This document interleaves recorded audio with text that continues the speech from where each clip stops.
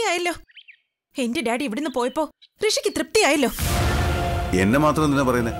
നിന്റെ ഡാഡി കൂടി ഇവിടെ ഉള്ള സ്ഥിതിക്ക് നീയല്ലേ ഒരു കോംപ്രമൈസിന് ശ്രമിക്കേണ്ടത്? കോംപ്രമൈസോ? എന്തിന്? ഞാനൊരു തെറ്റും ചെയ്തിട്ടില്ല. പിന്നെ ഞാനാണോ തെറ്റിയത്? ഞാനൊന്ന് കിച്ചുവിനെ കണ്ടതിന് ഒരു പ്രോസ്റ്റിറ്റ്യൂട്ടിനോട് എന്ന പോലെ ഋഷി എന്നോട് സംസാരിച്ചില്ലേ? അതൊക്കെ നിന്റെ വെറും തോന്നല. എന്നോട് ചോദിക്കാതെ കിച്ചുവിനെ കണ്ടതിലുള്ള പ്രതിഷേധം മാത്രമേ ഞാൻ കാട്ടിയുള്ളൂ. ഞാനൊരു പെണ്ണിനെ ഫോണിൽ വിളിച്ചതിന് നീ എന്തൊക്കെ വിപ്ലവം ഉണ്ടാക്കി. അപ്പൊ ഞാനിവിടെ നിന്ന് ഇറങ്ങിപ്പോവാൻ നോക്കിയോ? ഹലോ, അതെ.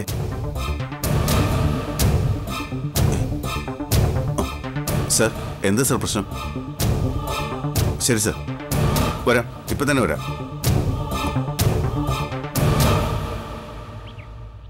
SP ഓഫീസിൽ നിന്നാ വീണ്ടും ചെന്ന് കാണണമെന്ന്. ഇപ്പൊ നിനക്ക് മനസ്സിലായോ പോലീസുകാരുടെ കൈപ്പെട്ടാലുള്ള ബുദ്ധിമുട്ട്? തെറ്റൊന്നും ചെയ്തില്ലെങ്കിൽ പിന്നെ എന്തിനാ പേടിക്കുന്നേ? എന്നെ വിളിച്ചപ്പോ ഞാൻ പേടിച്ചില്ലല്ലോ.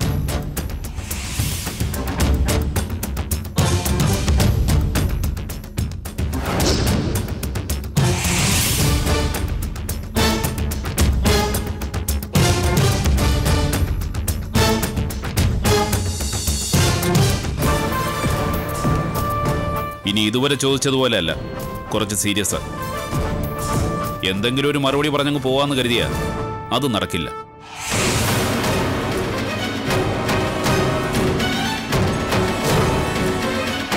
കറക്റ്റ് ആൻസർ അല്ലെങ്കിൽ അത് പറയിപ്പിക്കാനുള്ള വഴികൾ ഞങ്ങൾക്ക് പരീക്ഷിക്കേണ്ടി വരും. വേണ്ട സർ, ഞാൻ സത്യം പറയാം. ഇനി എനിക്കൊന്നും ഒളിക്കാനില്ല. എങ്കിൽ പറ, അവളാരാ? പല ഫോണുകളിൽ നിന്നായി തന്നെ നിരന്തരം ബന്ധപ്പെട്ടുകൊണ്ടിരുന്ന ആ പെണ്ണ്. ഞാൻ ഇതുവരെ അവളെ നേരിൽ കണ്ടിട്ടില്ല സർ. പല സ്ഥലങ്ങളിൽ നിന്നാണ് അവൾ എന്നെ വിളിച്ചുകൊണ്ടിരുന്നത്. ഒരിക്കൽ പോലും അവൾ എന്റെ മുമ്പിൽ വന്നിട്ടില്ല. എന്തായിരുന്നു നിങ്ങൾ തമ്മിലുള്ള ഇടപാട്? ശില്പയെ ഉപേക്ഷിച്ച് അവളോടൊപ്പം ജീവിക്കാൻ തീരുമാനിച്ചിരുന്നു? അയ്യോ, അങ്ങനെയൊന്നും ഒരിക്കലും ചിന്തിച്ചിട്ട് പോലുമില്ല സർ. പിന്നെന്തിനാടോ താൻ ശില്പയോട് ഇക്കാര്യം മറച്ചുവെച്ചത്? അവൾ ആദ്യ ഭർത്താവിനോട് ചെന്ന് പരാതി പറയുന്ന അവസ്ഥയിൽ എങ്ങനെ കാര്യങ്ങൾ എത്തി? സ്വന്തം ഭർത്താവ് കൂടെ കൂടെ ഒരു പെണ്ണിനോട് ഫോണിൽ സംസാരിക്കുമ്പോൾ ഏതൊരു ഭാര്യയ്ക്കും തോന്നാവുന്ന സംശയങ്ങൾ മാത്രമാണ് ശില്പയ്ക്കും ഉണ്ടായിരുന്നത്. പക്ഷേ ശരിക്കും ഉണ്ടായത് അതിനേക്കാൾ സീരിയസ് ആയ കാര്യങ്ങളാണ്. ഇതുവരെ സ്വന്തം പേര് പോലും വെളിപ്പെടുത്തിയിട്ടില്ലാത്ത ആ പെണ്ണ് എന്നെ ഫോണിൽ വിളിച്ച് ആദ്യം ആവശ്യപ്പെട്ടത് യമുനെക്കുറിച്ചും കിച്ചുവിനെക്കുറിച്ചുമുള്ള ഡീറ്റെയിൽസാണ്. എന്നുവെച്ചാ യമുനയും കിച്ചു ഇപ്പോൾ എങ്ങനെ ജീവിക്കുന്നു, എവിടെ താമസിക്കുന്നു, എങ്ങോട്ട് പോകുന്നു എന്നൊക്കെ അവൾക്കറിയണം. ചില സാമ്പത്തിക സഹായങ്ങൾ അവൾ ഓഫർ ചെയ്തപ്പോൾ ഞാനതൊക്കെ ചെയ്തു കൊടുക്കുകയും ചെയ്തു. ഒരിക്കലും നേരിൽ കണ്ടിട്ടില്ലാത്ത അവൾ എങ്ങനെയാണ് ഇയാൾക്ക് സാമ്പത്തിക സഹായങ്ങൾ എത്തിച്ചു തന്നിട്ടുള്ളത്? ബാങ്ക് വഴിയാണ് മാഡം. അവൾ ഓഫർ ചെയ്യുന്ന പണം കൃത്യമായി കൃത്യസമയത്ത് എൻ്റെ ബാങ്ക് അക്കൗണ്ടിൽ എത്തുമായിരുന്നു. ഒരിക്കൽ അവൾ എന്നോട് യമുനയുമായി നേരിൽ കണ്ട് സംസാരിക്കാൻ അവസരം ഒരുക്കി തരണമെന്ന് പറഞ്ഞു. എന്നിട്ട് ഞാനതും സമ്മതിച്ചു. പക്ഷേ വളഞ്ഞ വഴിയിൽ ഞാൻ ഇതുവരെ നേരിൽ കണ്ടിട്ടില്ലാത്ത ഒരു പെണ്ണിൻ്റെ മുമ്പിൽ യമുനയെ എത്തിക്കുന്നത് ശരിയല്ലെന്ന് എനിക്ക് തോന്നി. അതുകൊണ്ട് അജ്ഞാതയായ ആ പെണ്ണിനെക്കുറിച്ച് എനിക്കറിയാവുന്ന കാര്യങ്ങൾ യമുനയോട് തുറന്നു പറയാമെന്നും എന്നിട്ട് അവൾക്ക് താല്പര്യമുണ്ടെങ്കിൽ മാത്രം അവരെ തമ്മിൽ മീറ്റ് ചെയ്യിപ്പിക്കാമെന്നും ഞാൻ തീരുമാനിച്ചു.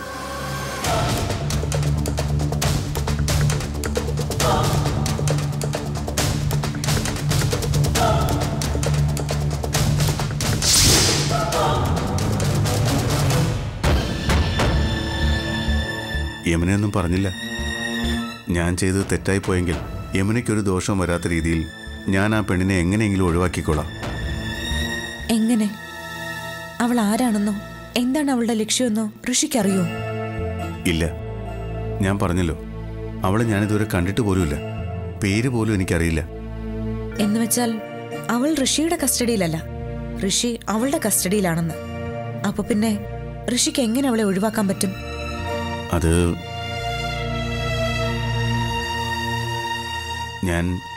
ഞാൻ ഇനി അവളുടെ ഫോൺ എടുക്കാതിരിക്കാം. അതിന് ഇനി ഋഷിക്ക് കഴിയുമെന്ന് തോന്നുന്നുണ്ടോ? അവൾ തന്ന പ്രതിഫലം ഋഷി പറ്റിയിട്ടുണ്ടെങ്കിൽ ഋഷി ഏറ്റെടുത്ത കാര്യം ഋഷി ചെയ്യേണ്ടി വരും. അല്ലെങ്കിൽ ഋഷി അവൾ കുരുക്കും. അത്രയ്ക്ക് ശക്തി അവൾക്കുണ്ട്. അതെങ്ങനെ യമുനയ്ക്കറിയാം? അവൾ ആരാണെന്ന് യമുനയ്ക്കറിയോ? അറിയാം. എങ്ങനെ? യമുന കണ്ടിട്ടുണ്ടോ അവളെ? കണ്ടിട്ടില്ല. പക്ഷെ എനിക്കറിയാം. അവൾ അന്വേഷിച്ചു വന്നത് എന്നെയല്ല, കിച്ചുവിനെയാണ്. കറക്റ്റ്. അവൾ എന്നോട് കിച്ചുവിനെ കുറിച്ചും ചോദിച്ചിട്ടുണ്ട്. യമുനയെ കണ്ട ശേഷം കിച്ചുവിനെയും കാണേണ്ടി വരുമെന്ന് അവൾ എന്നോട് പറഞ്ഞിരുന്നു. എന്തിനാ യമുന അങ്ങനെ ഒരു പെണ്ണ് കിച്ചുവിനെ അന്വേഷിച്ചു വന്നത്? ഞാനത് അന്വേഷിച്ചുകൊണ്ടിരിക്കുക. കിച്ചുവിനോട് എനിക്കത് ചോദിക്കാനാവില്ല. അവൻ അവൾക്ക് കൂടി അധികാരപ്പെട്ടവനാണെന്ന് കേൾക്കാനുള്ള ശക്തി എനിക്കില്ല. അതാ. എന്താ യമുന ഈ പറയുന്നത്? കിച്ചുവിന് അങ്ങനെ ഒരു ബന്ധം ഒരിക്കലും ഉണ്ടാവില്ലെന്നാണ് ഞാൻ കരുതിയത്. പക്ഷെ ഉണ്ടെന്നുള്ളതിന് എന്റെ പക്കൽ തെളിവുകളുണ്ട്. കിച്ചു എന്നോട് ഇതുവരെ ഒന്നും പറഞ്ഞിട്ടില്ല. എന്നോട് ഇതുവരെ ഒരകൽച്ചയും കാണിച്ചിട്ടുമില്ല. എനിക്കിത് വിശ്വസിക്കാൻ പറ്റുന്നില്ല യമുന. യമുനയെ മീറ്റ് ചെയ്യണമെന്ന് പറഞ്ഞ് എന്നെ വിളിക്കുന്ന പെണ്ണ് തന്നെയാണ് നീ ഈ പറയുന്നുള്ളെന്ന് ഉറപ്പുണ്ടോ? എങ്കിൽ അവൾ എന്തിനായിരിക്കും യമുനയെ കാണാൻ ശ്രമിക്കുന്നത്? എന്നോട് കിച്ചുവിന്റെ ജീവിതത്തിൽ നിന്നും ഒഴിഞ്ഞു പോകാൻ പറയാനായിരിക്കും. ഏയ്, അങ്ങനെയൊക്കെ ഒരുത്തിക്കുമെന്ന് പറയാൻ പറ്റുമോ? യമുന വെറുതെ അതൊന്നും ഓർത്ത് പേടിക്കണ്ട. അവൾ ആരെങ്കിലും ആവട്ടെ, നമുക്ക് അവളെ ഒന്ന് കണ്ടു നോക്കാം. എന്താ അവളുടെ ഉദ്ദേശമെന്നറിയാലോ. കാണണം. പക്ഷേ എനിക്കതിന് കുറച്ചുകൂടി സമയം വേണം. അതുവരെ ഋഷി അവളെ എന്തേലും പറഞ്ഞു നിർത്തണം. അത് ഞാൻ ഏറ്റു. എനിക്ക് യമുനയെ വലുത്. കിച്ചുവിൻ്റെ ജീവിതത്തിൽ നിന്നും അവളെ ഒഴിവാക്കാൻ വേണ്ടി ഞാൻ എന്തും ചെയ്യും. യമുന ഒരു വാക്ക് പറഞ്ഞാൽ മാത്രം മതി. വരട്ടെ. ആദ്യം എനിക്ക് കിച്ചുവാണോ അവളാണോ ചീറ്റ് ചെയ്യുന്നതെന്നൊന്ന് അറിയണം. അതിനുശേഷം ഞാൻ ഋഷിയെ വിളിക്കാം. ഞാൻ പോട്ടെ.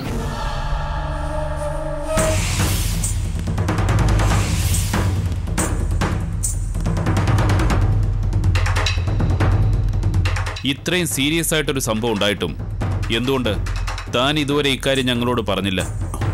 അത് സാർ, യമുനയുടെ മരണവുമായി ഇതിന് ബന്ധമുണ്ടാവുമെന്ന് ആദ്യമൊന്നും ഞാൻ കരുതിയില്ല. ഇപ്പോൾ അങ്ങനെ കരുതുന്നുണ്ടോ? ഉണ്ട് സർ. കിച്ചുവിനെ സ്വന്തമാക്കാൻ ആഗ്രഹിക്കുന്ന ആ പെണ്ണ് തന്നെയാണ് എന്നെയും വിളിച്ചതെങ്കിൽ ചിലപ്പോൾ അവൾ തന്നെ ആയിരിക്കണം സാർ യമുനയെ ഇല്ലാതാക്കിയത്. യമുനയുമായി സംസാരിച്ച ശേഷം ആ പെണ്ണ് ഇയാളെ വിളിച്ചിരുന്നോ? ഓ മാഡം, എന്ന് യമുനയെ മീറ്റ് ചെയ്യാൻ പറ്റുമെന്ന് വീണ്ടും ചോദിച്ചു. അപ്പോ ഇയാൾ എന്തു പറഞ്ഞു? ഒരാഴ്ച കൂടി സമയം വേണമെന്ന് പറഞ്ഞു. അതിനിടയിൽ കിച്ചുവുമായി കാര്യങ്ങൾ തുറന്ന് സംസാരിച്ച് എല്ലാറ്റിനും ഒരു പരിഹാരം ഉണ്ടാക്കാമെന്നായിരുന്നു എൻ്റെ കണക്കുകൂട്ടൽ. അതിനായി 2-3 തവണ ഞാൻ കിച്ചുവിനെ വിളിച്ചെങ്കിലും അവൻ പല തിരക്കുകൾ പറഞ്ഞ് ഒഴിഞ്ഞു മാറി. ഒടുവിൽ ബാംഗ്ലൂരിൽ പോയി വന്ന ശേഷം കാണാമെന്ന് കിച്ചു എന്നോട് പറഞ്ഞു. അതിൻ്റെ പിറ്റേ ദിവസമാണ് യമുനയെ കാണാതാവുന്നത്.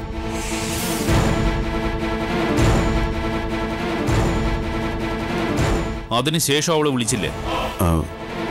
ഒരു തവണ വിളിച്ചു. യമുനയെ കാണാതായ ദിവസം രാത്രി. ഇനി തൻ്റെ സഹായം ആവശ്യമില്ലെന്നും ചെയ്ത സഹായങ്ങൾ പുറത്തു പറയാതിരുന്നാൽ 5 ലക്ഷം രൂപ കൂടി തരാമെന്ന് പറഞ്ഞു. എന്നിട്ട് ആ പണം അക്കൗണ്ടിൽ വന്നോ? ഇല്ല. ഞാൻ രഹസ്യങ്ങൾ പുറത്തു പറയില്ലെന്ന് അവർക്ക് ബോധ്യപ്പെട്ടാലേ പണം ഇടുമെന്ന് പറഞ്ഞിരുന്നു. ഓ, 5 ലക്ഷം മോഹിച്ചാണ് താൻ ഇതുവരെ ഒന്നും വെളിപ്പെടുത്താതിരുന്നത് അല്ലേ?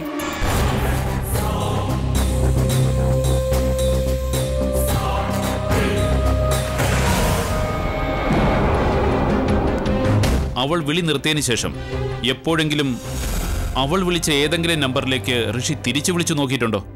ഉവ്വ് സർ, എല്ലാ നമ്പറിലേക്കും ഞാൻ ട്രൈ ചെയ്ത് നോക്കിയിരുന്നു. ചില നമ്പറുകളിലേക്ക് കോള് പോകുന്നേയില്ല. ചിലത് പബ്ലിക് ബൂത്തുകളായിരുന്നു. അതൊക്കെ എവിടെയുള്ള ബൂത്തുകളാണെന്ന് പോലും എനിക്കറിയില്ല സർ. അതൊക്കെ ഞങ്ങൾ കണ്ടുപിടിച്ചോളാം. ഇനി എന്തെങ്കിലും അവൾ വിളിക്കുമെന്നുള്ള പ്രതീക്ഷ തനിക്കുണ്ടോ? അറിയില്ല സർ. ഇവിടെ നടക്കുന്ന കാര്യങ്ങളൊക്കെ അവൾ അറിയുന്നുണ്ടാവുമല്ലോ. അപ്പോൾ പിന്നെ വിളിക്കാൻ ചാൻസ് ഉണ്ടാവില്ല.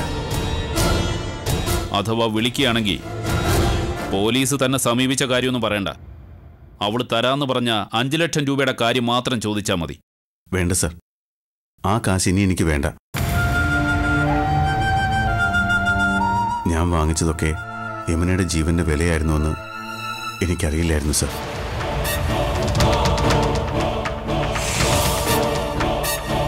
ഇപ്പോഴും ഇയാൾക്കതറിയില്ല. അങ്ങനെ അവള് വിളിക്കുമ്പോൾ തോന്നാവൂ. അതാ സാറ് പറഞ്ഞത് 5 ലക്ഷത്തിന്റെ കാര്യം അവളോട് ചോദിക്കാൻ. ശരി ശരി, ഋഷി പൊയ്ക്കോളൂ. എന്തെങ്കിലും ആവശ്യമുണ്ടെങ്കിൽ വിളിച്ചോളാം സർ.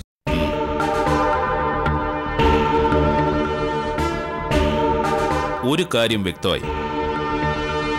സിയാദ് യമുനയോടൊപ്പം കണ്ടതും യമുനയുടെ ഫോണിലേക്ക് പുലിയോടുള്ള ബൂത്തിൽ നിന്ന് വിളിച്ച് 15 മിനിറ്റോളം സംസാരിച്ചതും ഋഷിക്ക് പണം നൽകി വിവരങ്ങൾ ശേഖരിച്ചതും ഒരേ പെണ്ണ്.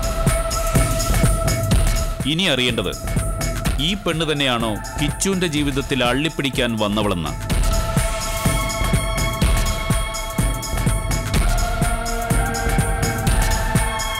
അതോ അവൾ പുറകിൽ നിന്ന് മറ്റേതെങ്കിലും ഒരു പെണ്ണിനെ കൊണ്ട് ഇതൊക്കെ ചെയ്യിക്കുന്നതാണോ? ഇതിനുള്ള ഉത്തരം കിച്ചുവിനെ ശരിക്കൊന്ന് ചോദ്യം ചെയ്താൽ കിട്ടില്ലേ സാർ? വരട്ടെ. അവനെ ചോദ്യം ചെയ്യുന്നതിന് മുമ്പ് അവന്റെ നീക്കങ്ങളൊന്ന് വാച്ച് ചെയ്യണം. പുതിയ കാമുകിക്ക് വേണ്ടി യമുനയെ ജീവിതത്തിൽ നിന്ന് ഒഴിവാക്കാൻ കിച്ചു ആഗ്രഹിച്ചിരുന്നുവെന്ന് ഉറപ്പുവരുത്തണം. യമുനയെ ശ്വാസം മുട്ടിച്ച് കൊലപ്പെടുത്തിയ ഒരു കൊലപാതകിയല്ല നമുക്ക് വേണ്ടത്. അത് ചിലപ്പോൾ ഒരു വാടക കൊലയാളി ചെയ്തതായിരിക്കാം. നമുക്ക് വേണ്ടത് ആ കൊലപാതകം ആസൂത്രണം ചെയ്ത, ആ മരണം ആഗ്രഹിച്ചിരുന്ന വ്യക്തിയെ. അത് നമ്മൾ കണ്ടെത്തിയിരിക്കും.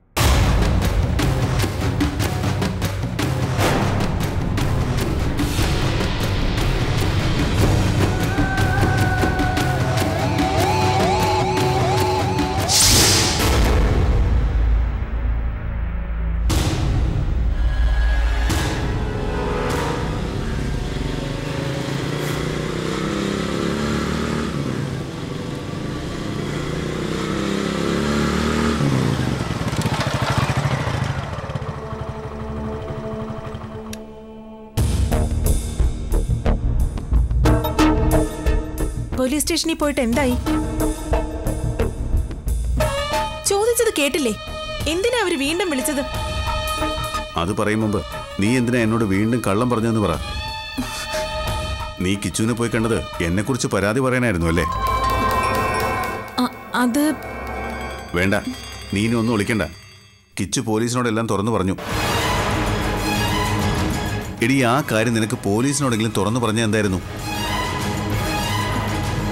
ഇപ്പൊ നീയും എന്തൊക്കെയോ ഒളിച്ചു വെച്ച പോലെയാ പോലീസിന്റെ സംശയം. സ്വന്തം ഭർത്താവിനെ കുറിച്ചുള്ള പരാതി ആദ്യ ഭർത്താവിനോട് പറയുന്നത് ശരിയല്ലല്ലോ. അതുകൊണ്ടാ ഞാൻ കിച്ചുവിനോട് ചെന്ന് പറഞ്ഞ മാറ്റർ മറച്ചു വെച്ചത്. അങ്ങനെ ചെയ്യാൻ പാടില്ലെന്ന് അറിയാവുന്ന കാര്യം പിന്നെ നീ എന്തിനാ ചെയ്തത്? ഞാനിപ്പോ കിച്ചുവിനെ കാണുന്നത് നല്ലൊരു ഫ്രണ്ടായിട്ടാ. അതപ്പോ പറഞ്ഞ ഋഷിക്ക് മനസ്സിലാവില്ല. പക്ഷേ ഇപ്പൊ സത്യം അറിഞ്ഞപ്പോ ഋഷിക്ക് എന്നോടുണ്ടായിരുന്ന സംശയം മാറിക്കാണൂന്നാ എന്റെ വിശ്വാസം. ശരിയാ, ഒരു പെണ്ണിന്റെ പേര് പറഞ്ഞ് എന്നെ സംശയിച്ച നീ ഞാൻ അറിയാതെ കിച്ചുവിനെ പോയി കണ്ടെന്നറിഞ്ഞപ്പോ എനിക്ക് ശരിക്ക് ദേഷ്യം വന്നു. ഇപ്പോ എന്റെ മനസ്സിൽ നിന്നെക്കുറിച്ച് സംശയങ്ങളൊന്നുമില്ല.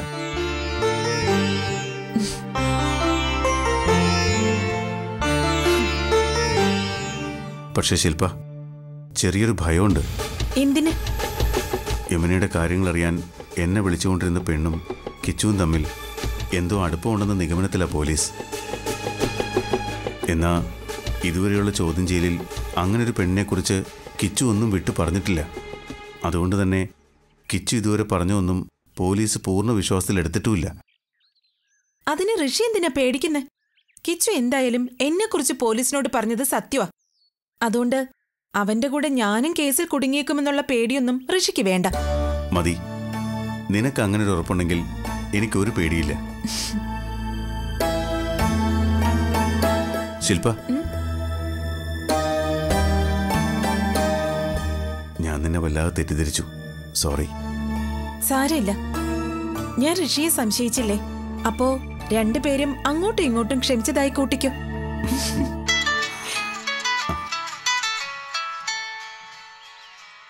അരുണാണല്ലോ. കിച്ചുവിനെ പോലീസ് വീണ്ടും അറസ്റ്റ് ചെയ്യുമോ ചെയ്തോ? പെട്ടെന്ന് ഫോൺ എടുത്ത് സംസാരിക്കേ.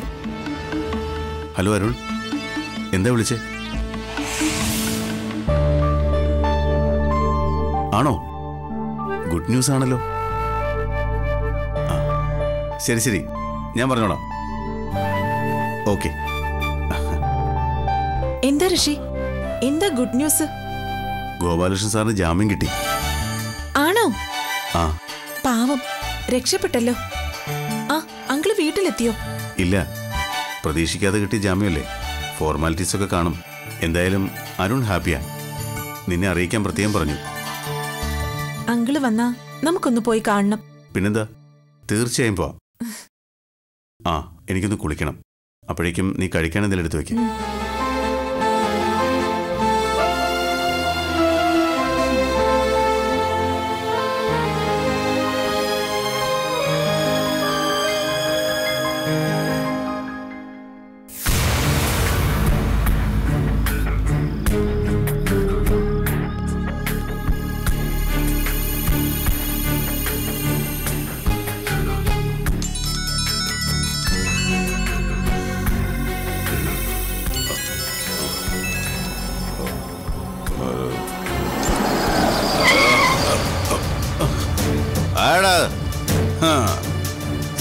ഹരികുമാർ ലീവിലാണെന്നേ ഉള്ളൂ, അല്ലാതെ എന്റെ തൊപ്പിയൊന്നും തെറിച്ചിട്ടില്ല. നെഞ്ചത്തോട് കയറ്റാൻ പറ്റതാ. ഇങ്ങോട്ട് ഇറങ്ങി വാടാ. എന്റെ അടുത്താ കളി. ആ, സിയാദായിരുന്നു. താനിപ്പോ എവിടാടോ? ഒരു വിവരമില്ലല്ലോ. എവിടെ മുങ്ങിയാലും എന്റെ കാര്യത്തിന് ഞാൻ പൊങ്ങി വരണ്ടേ സാറേ? ഞാൻ സാറിന് 10 ലക്ഷം രൂപ തന്നതേ എന്തിനാണെന്ന് സാറങ്ങ് മറന്നോ? ആ, എന്താ സിയാദ് ഇപ്പൊ ഇങ്ങനൊരു ചോദ്യം? നീ എനിക്ക് കാശ് തന്നത് ഗോപാലകൃഷ്ണനെ അറസ്റ്റ് ചെയ്ത് ജയിലിടാനല്ലേ? അത് ഞാൻ ചെയ്തിട്ടുണ്ട്. എത്ര ദിവസം അയാൾ ജയിലിൽ കിടന്നു? വെറും 2 ആഴ്ച. ഒരു 2 ആഴ്ച കൂടി നീട്ടി കൊടുക്കാൻ നിങ്ങളെ കൊണ്ട് പറ്റില്ലല്ലോ. അവന് യമുന കൊലക്കേസിന്റെ അന്വേഷണം ക്രൈംബ്രാഞ്ച് ഏറ്റെടുത്ത് നീ അറിഞ്ഞില്ല സിയാദെ? ഇനി ആ കേസുമായി ബന്ധപ്പെട്ട് ഒരു കാര്യത്തിൽ ഇടപെടാൻ എനിക്ക് പറ്റില്ല. എന്ന് പറഞ്ഞ എങ്ങനെയാ സാറേ? ഞാൻ തന്ന 10 ലക്ഷത്തിന് ഒരു വിലയില്ലേ? സിയാദെ, നീ വെറുതെ ഉടക്കുണ്ടാക്കാൻ നോക്കല്ലേ. നീ നിർബന്ധിച്ചിട്ടാ ഇങ്ങനൊരു ഇടപാടിന് ഞാൻ നിന്നത്. അതിന്റെ പേരില ആ കേസിന്റെ അന്വേഷണ ചുമതല പോലും എനിക്ക് നഷ്ടമായത്. അതിന്റെ മാനക്കേട് എത്ര നിനക്കറിയോ? പിന്നെ ആ കേസ് ഇപ്പൊ സാർ അന്വേഷിച്ചിരുന്നെങ്കിൽ കുറ്റവും തെളിയിച്ച് അഭിമാന കിരീടവും വെച്ച് നടന്നേനെ. ഒന്ന് പോ സാറേ അവിടുന്ന്. സിയാദെ, ഞാനൊരു സർക്കിൾ ഇൻസ്പെക്ടറാ. ഇവിടെ ഉള്ളവർക്കൊക്കെ എന്നെ അറിയാം. ആളുകൾ ശ്രദ്ധിക്കാൻ തുടങ്ങി. നീ പോവാൻ നോക്ക്. അതെങ്ങനെ സാറേ ചുമ്മാ പോകുന്നത്? ഞാൻ സാറിനെ കാണാൻ തന്നെ വന്നത്. എന്റെ കാശിന്റെ കാര്യത്തിൽ ഒരു തീരുമാനം ഉണ്ടാക്കണം. എന്ത് തീരുമാനം?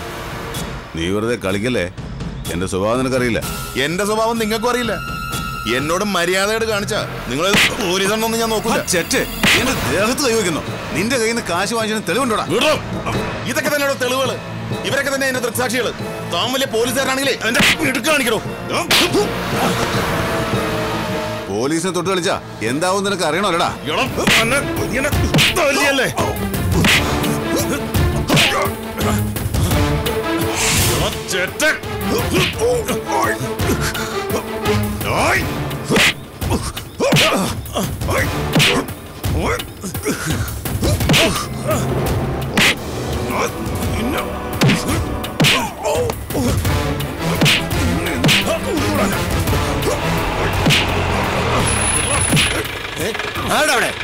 എന്താ പ്രശ്നം? മോശം കിട്ടുന്ന പറഞ്ഞ എന്ത് കാണിക്കുന്ന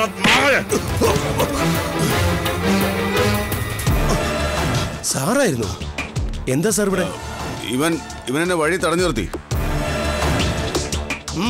എന്താടാ, എന്താ നീ സാറിനെ ചെയ്തേ? ഓ, ഞാനൊന്നും ചെയ്തിട്ടില്ല സാറേ. ഞങ്ങൾ തമ്മിലേ ഒരു സാമ്പത്തിക ഇടപാടുണ്ട്. അത് ചോദിച്ചപ്പോ ഇയാളെന്നെ തല്ലി. ദേ, ഈ നിൽക്കുന്ന ആളുകളൊക്കെ അതിന് സാക്ഷികളാ. ചോദിച്ചു നോക്ക്. കള്ളവൻ പറയുന്നേ. ഇവനെ എന്നെ അവമാനിക്കാൻ ശ്രമിച്ചത്. ഇനി ഇവിടെ നിന്ന് നീ ഒരു അക്ഷരം മിണ്ടരുത്. പോയി ജീപ്പിൽ കയറടാ. ഞാൻ കയറാം, പക്ഷേ എന്നെ ഒറ്റയ്ക്ക് കൊണ്ടുവന്ന് കരുതണ്ട. ഇയാളെ കൂടി കൂടെ കൂടണം. നീ എന്നെ പഠിപ്പിക്കുന്നോടാ റാസ്കൽ. പിടിച്ച് കേട്ടോ ജീപ്പ്. എന്നെ മാത്രം കൂട്ടാനാണ് തന്റെ ഭാവമെങ്കിൽ സാറ് വിവരം അറിയും. ഓർത്തോ? സാർ എന്ത് മണ്ടത്തരവാ കാണിച്ചത്? ആളുകളൊക്കെ കണ്ട സ്ഥിതിക്ക് ഞാൻ എന്താ ചെയ്യേണ്ടത്? ഞാനും കൂടി ജീപ്പ് വരാം. നേരെ SP സിദ്ധാർത്ഥിൻ്റെ അടുത്തേക്ക് പോവാം. അതിനു മുമ്പ് എനിക്ക് അദ്ദേഹത്തെ ഒന്ന് വിളിക്കണം. ശരി സാർ, പെട്ടെന്ന് വിളിക്കാം. എന്നെ ഒറ്റയ്ക്ക് കൊണ്ടുവന്ന് ഇങ്ങോട്ട് പോടാ. സാറേ, ഇത് ശരിയല്ല. നിയമത്തിന്റെ മുമ്പിൽ എല്ലാരും ഒന്നാണ്. എന്നെക്കാളും വലിയ തെറ്റ് ചെയ്തവനാ ഇവൻ. നീ എന്നെ തെറ്റ് ശരിയൊന്നും പഠിപ്പിക്കാൻ നിൽക്കണ്ട. പിടിച്ച് വണ്ടി കയറോ. സോറി സാർ, ഞാൻ അറിയാതെ. ഓക്കെ സാർ, ഓക്കെ സാർ, പോകാം. പോവാം.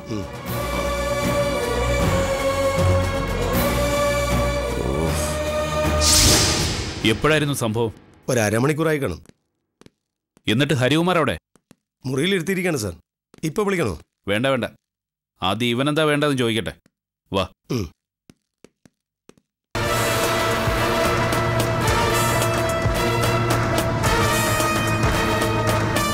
എന്താടാ, പബ്ലിക് റോഡിൽ വെച്ച് നീ പോലീസ് ഓഫീസറെ കയ്യേറ്റം ചെയ്യാൻ ശ്രമിക്കുമല്ലേ? അദ്ദേഹം ലീവിലല്ലേ സാർ? മാത്രമല്ല, ഞങ്ങൾ തമ്മിൽ അങ്ങനെ ഒരു ബന്ധമുണ്ട്. എന്ത് ബന്ധം? നിങ്ങൾ തമ്മിൽ ലക്ഷങ്ങളുടെ ഇടപാടുകൾ ഉണ്ടായിരുന്ന എനിക്കറിയാം.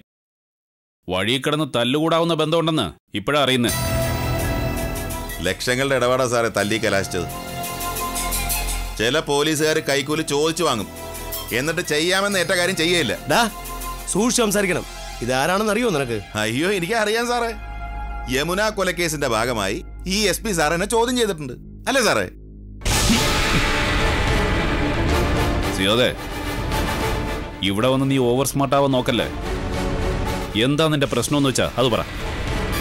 ഞാൻ ഈ യൂണിഫോം ഇട്ട് നിൽക്കുമ്പോൾ മേലിൽ നീ ഒരു പോലീസുകാരന്റെ ദേഹത്ത് കൈവച്ചു എന്ന് അറിഞ്ഞ.